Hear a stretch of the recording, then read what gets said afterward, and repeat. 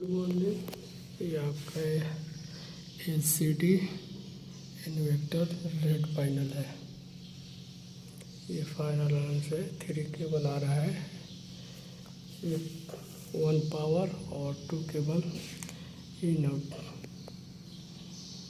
जिसमें हमको 1 में पावर का प्लस है और 3 में माइनस है, और 5 में प्लस है, 6 में प्लस है,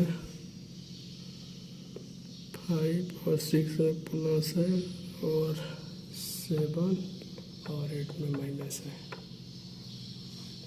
ये आपका ये हम लोग बॉक्स लगा के फिनिशिंग हो गया।